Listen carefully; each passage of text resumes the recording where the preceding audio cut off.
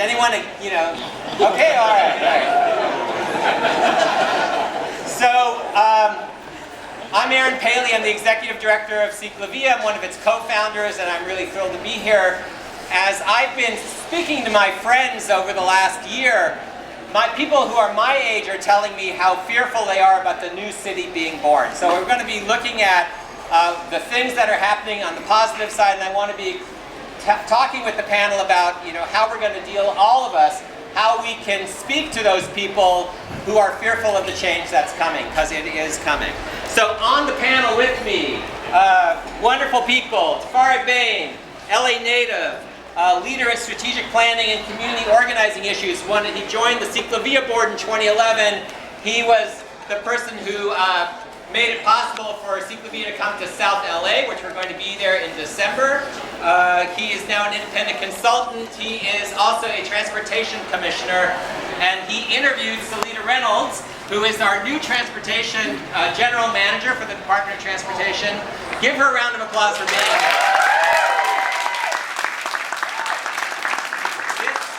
This is Seleta's first public appearance in LA, and you're really lucky to have her. We're really lucky to have her. She's here from San Francisco. This is a radical, revolutionary thing to have the Department of Transportation run by somebody who's a pedestrian and bicycle advocate. I don't think that's happened in 100 years. Ever. Never. So this is an amazing thing that Mayor Garcetti has appointed her, and we're thrilled to have her here. Jen Klausner, to my left, the executive director of the LA County Bicycle Coalition. I loved reading her bio. Before this, she was working on consumer products and marketing with Hello Kitty and Barbie. But now she's working here. Now she's like leading the way. Deborah Murphy, founder of LA Walks, an amazing person who she has raised over $78 million for new parks, open space, pedestrian, bicycle, and transit improvements. She has done great stuff for LA. Avital Shavit, transportation planning manager for Metro. We're working with Avital very closely. She is spearheading the new Open Streets initiative. She is a bicycle commuter, and she has a flair for bicycle chic fashion, which she is wearing tonight. Thank you. So, I just picked up the paper, just to find these things that are part of the discussion. Here's Christopher Hawthorne talking about urban revival. Here's an editorial about sharing the road in LA, like what's happening between bikes and cars. Power to the pedal on the cover of the Argonaut. And then bike lane backpedaling with Cedillo on Figueroa. Or, I know where you guys, and Steve Lopez, this was yesterday. Taxpayers' plea unanswered because she's trying to get her alley paved so she can ride her tricycle. Oh. So really, there's a lot of stuff going on. This is a major conversation, and we're going to kick off. The format is we're just going to walk through. Each panelist gets 5 minutes. We're going to keep this short. We're going to have 25 minutes of presentations, a quick dialogue amongst us, and then we're going to open it up to questions, and then we can all party and get down, all right?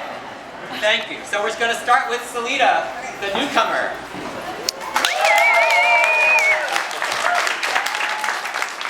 Okay, so technically I don't start until Monday. So right now, tonight, I can still say anything I want. I'm just Seleta, new resident of Silver Lake, who just moved to LA on Monday, who has a lot of opinions and is pretty mouthy. So I'm going to start. Just hit the down arrow. There you go. There we go. So Aaron's talking about the city of the future. I'm going to take us back to the past for a second. This is 1920s Detroit. And you can see how many people are in this street.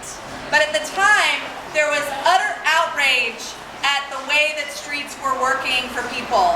People dying in the streets, crashes and collisions of fatalities were at their zenith.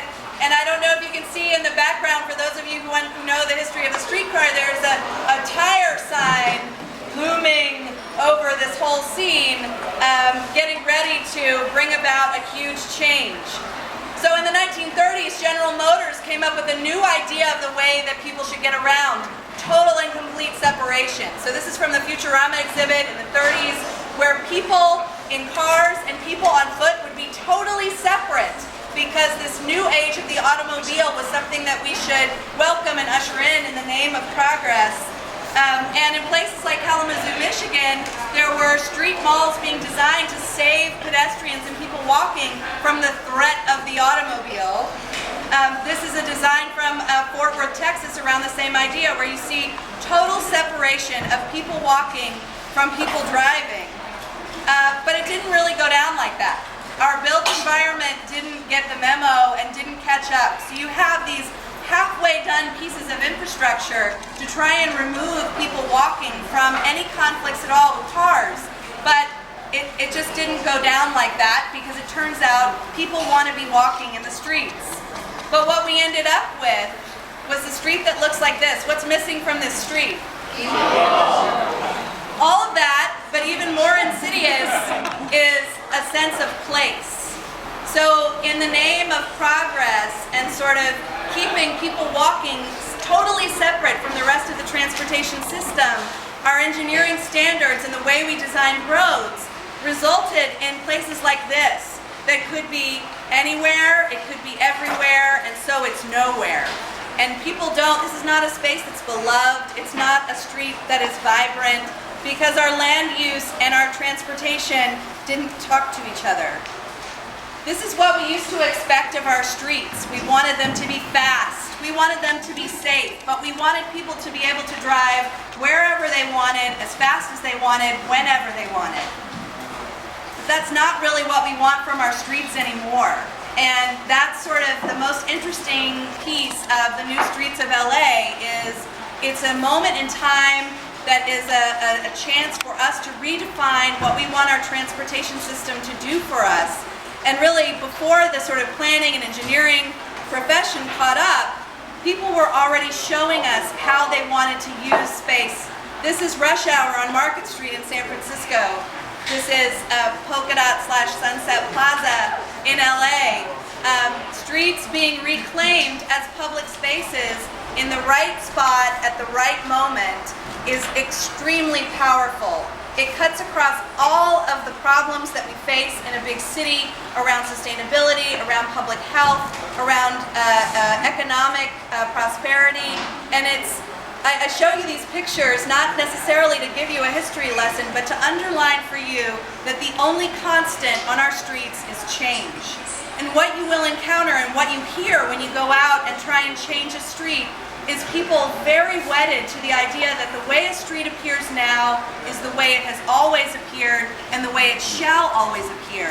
And if I could just sort of pass along one thing to you, who I hope will become champions for great streets and will be in those tough meetings and will be having those tough conversations, is that change is constant when it comes to streets. And there are no rules that we cannot rewrite. So with that, I will turn it over to... Thank you, Seleta. Okay.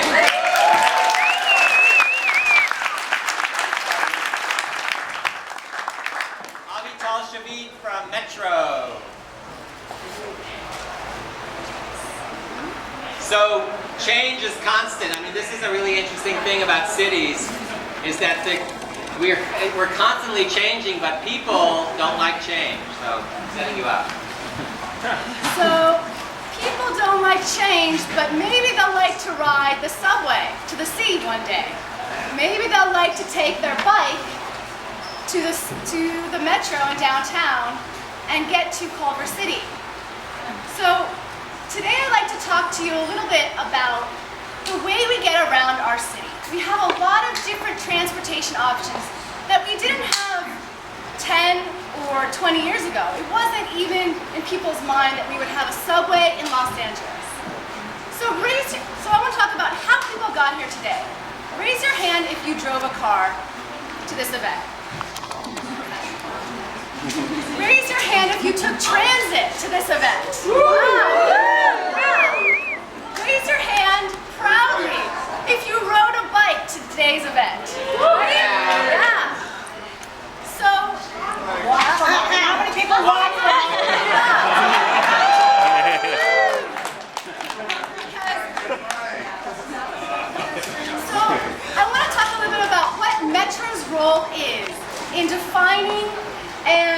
implementing the new streets of Los Angeles County. Metro is a planner, a funder, and an implementer of rail transportation, bus transportation, highway transportation, and you may not know, but bicycle and pedestrian transportation as well. So why is Metro interested in walking and biking in the city as a mode of transportation?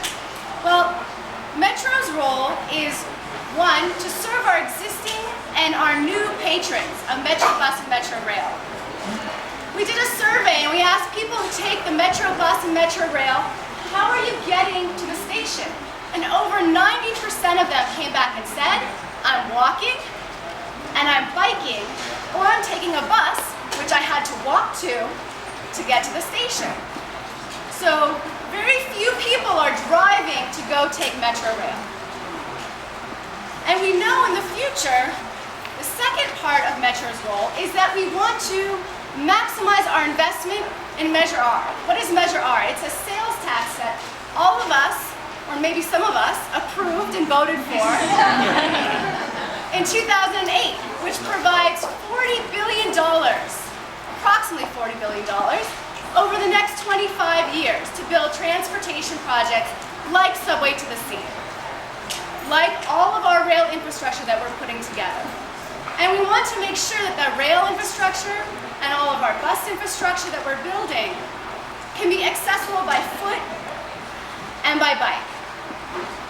So I want to talk a little bit about what we've been doing in the past couple years to get ready for some of the new infrastructure that's coming online, and some of the infrastructure like the red line, like the blue line, like the gold line, like the orange busway that's already existing. We're working on building bike hubs, which are secure bike parking facilities, so that when you ride up to a Metro Rail station, you can park your bike in a gated, secure facility. And you don't have to worry about your lights getting ripped off or your tire getting ripped off midday, and you can come back. We're also funding bike lanes and cycle tracks all throughout the region. We just funded and partnered with Temple City to have Rosemead Boulevard cycle tracks. And we're working on our corridor projects. Wherever we have room, we put in bike paths or walking paths next to our rail and bus infrastructure. So for like the orange line, the orange busway, we put in a bike path. So building the infrastructure isn't enough. We have to create a culture shift. We have to talk one-to-one with our neighbors, our friends, our family about how we're going to move around the city in the future to build the new streets of LA County. And part of that works through social infrastructure, which we have programs like Open Streets, right? CicLAvia events that have been going the last 3 years. Metro is working now to fund Open Street events all throughout Los Angeles County. We're funding 12 events in the next 2 years for a total of $3.7 million going to Open Street events.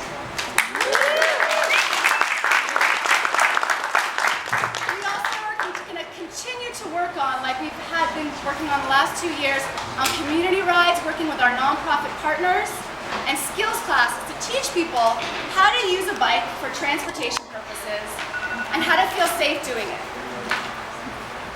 So I'd like to leave everyone with a thought that our last campaign, which was worked on by a whole team of Metro staff, amazing people. If you're a Metro employee, please stand up.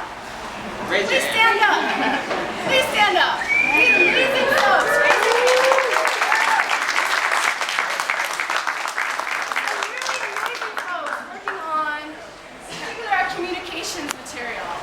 That's urging people to make every day a bike day, or every day a walking day, or every day a transit day, to start thinking about different ways to move around the region. And if you're interested in joining us on our community rides, or on our skills classes, or you want to find out where a Metro facility is in your neighborhood, you could download the Go Metro app on your smartphone. Thank you.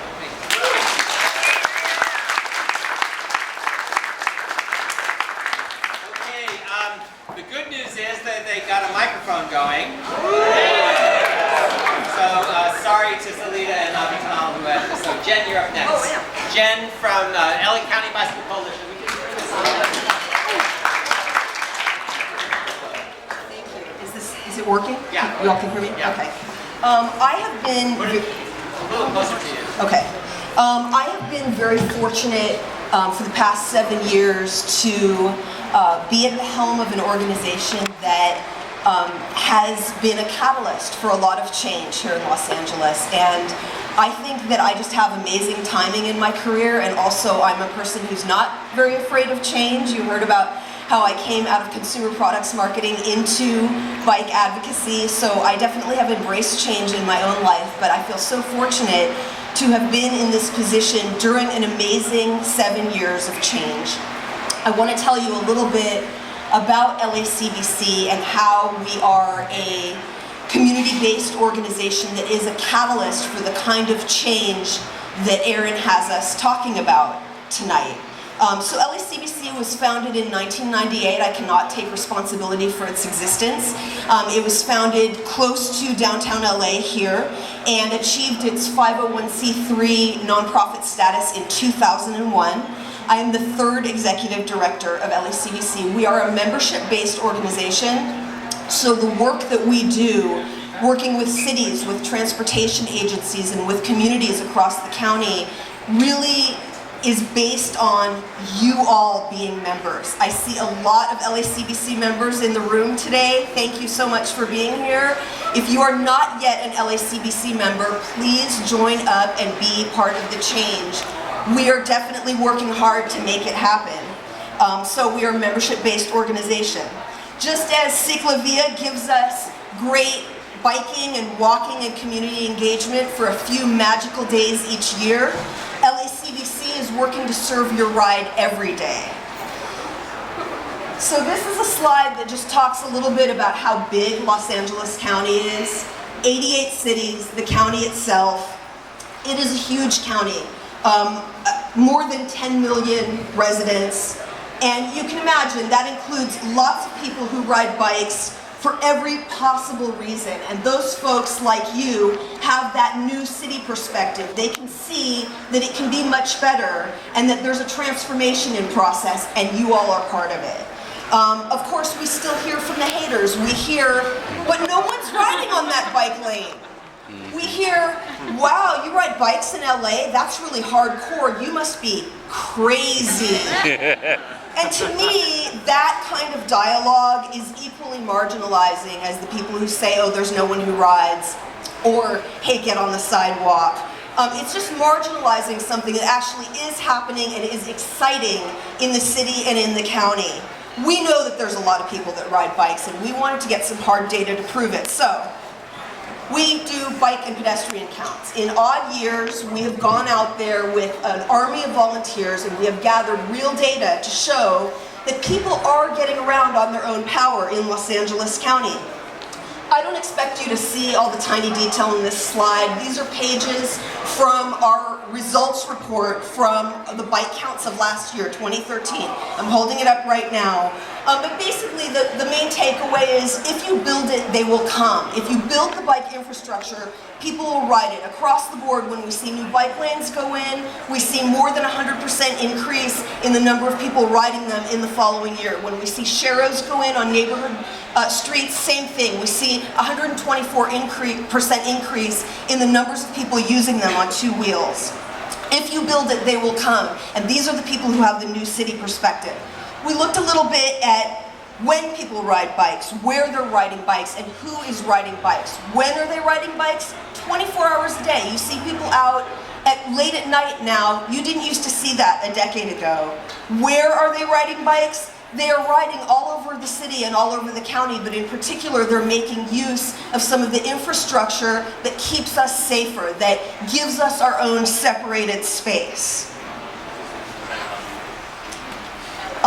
We have some recommendations that came out of our bike counts, basically about designing streets for all ages and all abilities so that people can get around on their own 2 feet or on 2 wheels safely. building a network of protected bikeways, because we're definitely seeing an increase in the number of people using them when they are separated and protected. Safe routes to everywhere along active streets. This alludes to a campaign and an initiative that we've done starting in South LA, and the key to that, and I think this is really important, it's engaging communities. It's about really hearing from the people who have that new city perspective and getting them involved in this process. And finally, increasing age-appropriate opportunities for bike safety education to get that next generation involved, and then this is the really important piece. Increasing funding for walking, biking, and safe routes to schools, because we know that there is a huge disconnect between the numbers of people biking and walking and the money that is invested in the infrastructure for us. So those are the takeaways from our bike count reports.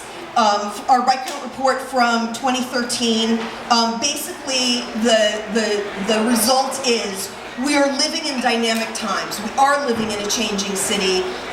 Everyone in this room has the perspective of the new city and what we are moving towards. So I encourage you to be engaged, be involved, get involved with the organizations that you see represented up here, and we hope to see you here at the Levi's Commuter Workspace throughout the month. Thanks.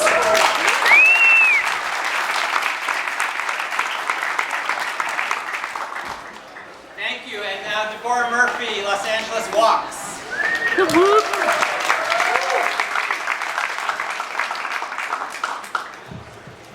Thanks, Erin.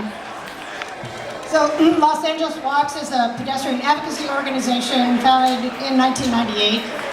One of our major campaigns is, hey, I'm walking here. Our mission is that we're dedicated to making walking safe, accessible, and fun, promote awareness of walking, advocate and educate, celebrate our communities, grow the movement, and raise funds so that we can hire a full-time staff person like Jen and all the other great people at LACBC. We're sort of following in their footsteps. And as we said before, everybody is a pedestrian. Every time you get off your bike, off the bus, out of your car, you're a pedestrian. So this is about all of us. This is not just about a certain fragment of people. Just this great picture I like to show from Midnight Cowboy. If you don't know that story, you should check that out on the film. There's been a cultural shift. We've been talking about that today, the change. When Alyssa Walker, one of our steering committee members, can write about that she's better off being a pedestrian and get that published. This is a very changed time from when I started Los Angeles Walks in '98, and great mayors like Antonio Villaraigosa and Eric Garcetti who've been there to support us. All kinds of media is out there talking about walking and biking, whether it's LA Streets Blog, which I'm on the board of, or other organizations like even one of our county supervisors. Nationally, we've been talking about the shift in thinking about how our climate change has really transformed our cities and getting a bit scary, and the transportation sector is a big part of our problem, and that we're not moving enough. Our kids are going to live less long than they're literally out there picking up a car and getting them out of the crosswalk. And then something a lot of us have been talking about, like Walk Raleigh has this great wayfinding system that's kind of a guerrilla system. Just go up and put out the signs. We're inspired by our kids. Kids want to walk to school. They want their independence. We want to help them get there safely and not have to be in cars and causing traffic congestion. We're out there to get the facts, just like Jen was talking about. If you don't know, in Los Angeles County, 19% of the trips are made by walking and biking, but we're 39% of the fatalities and less than 1% of the funding. That's frightening. Frightening. We have to change that. Absolutely. When 23% of our trips are less than a mile, it's easy to give more money to this. We're building coalitions with LACBC, with Streets Blog, with Safe Routes to School National Partnership, with statewide organizations like California Walks and national organizations like America Walks. We are engaging and listening to the communities. We're out there talking to people. We're relentless. We don't give up. We are going to be there for the long haul. We do fun things and we're engaged, whether it's out doing a walking day of action or getting an award from the City Council for our hard work. Again, our SAFE campaign, making streets safe, accessible, fun, and equitable. We have a number of charrettes around the city. We've made efforts to be on committees like the Hyperion Bridge Project. We've been involved in issues like Save Our Streets. We have fun events where we're going out doing walks all around different neighborhoods, and we're trying to make sure that we get money where it is what best deserved, where most people are walking. We help get the pedestrian coordinators into the LA DOT. We helped champion I have for the last 20 years to get continental crosswalks in the city of LA. Rowing a road diet is one example. We're out there supporting Measure R. We have a bunch of fun events. Here's our Walking Day of Action. We'll do this again in October. Well, we'll be doing our Petanito impersonations. And how that helped inspire Mayor Garcetti's office to come out with a Great Streets campaign. He had a picture of us at his announcement last year. And our campaign that we're doing right now is we want to do a Vision Zero campaign in Los Angeles. So we applied for one of the grants through LA 2050 Collaborates to do a Vision Zero campaign with LA Streets Blog and James Rojas. And we have a couple of events. Next week we'll be taking a walk from the Gold Line Station up to Dodger Stadium. Be a really fun time and go to a game and sit in all the you-can-eat section. And then on the 30th, in 3 weeks, we'll do the Los Pobladores Walk, which is a 9-mile walk from Mission San Gabriel to El Pueblo, which recreates the walk that the founding families did coming to Los Angeles in 1781.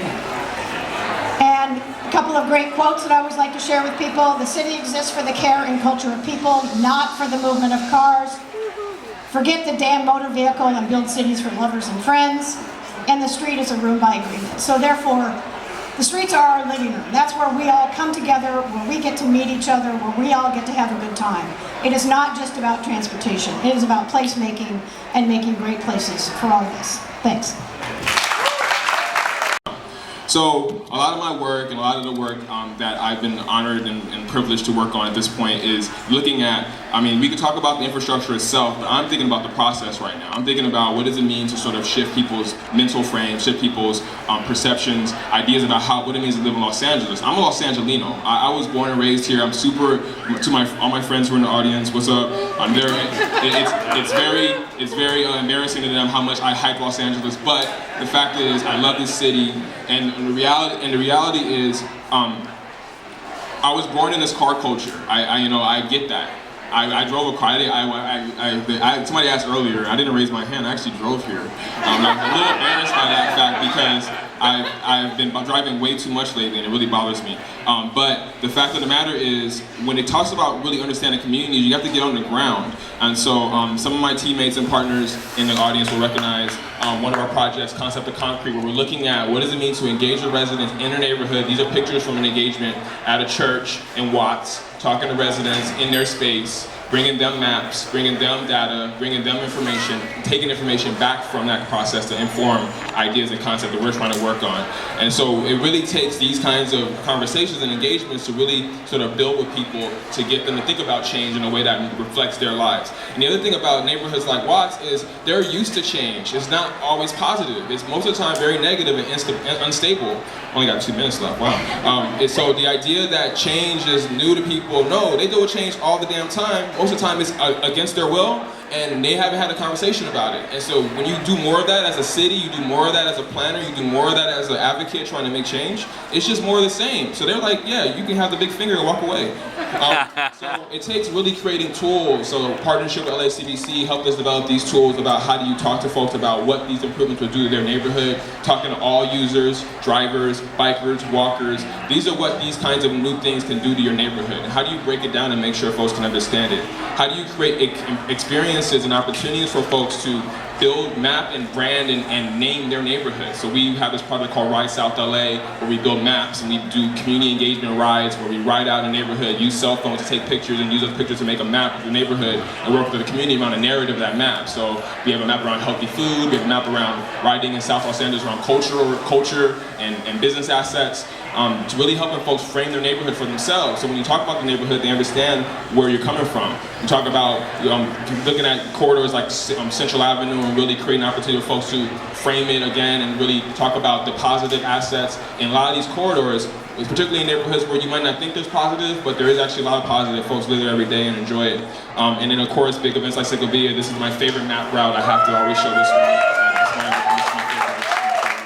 But the Venice Beach one was awesome too. The Venice Beach one was really fun. So this one is my favorite.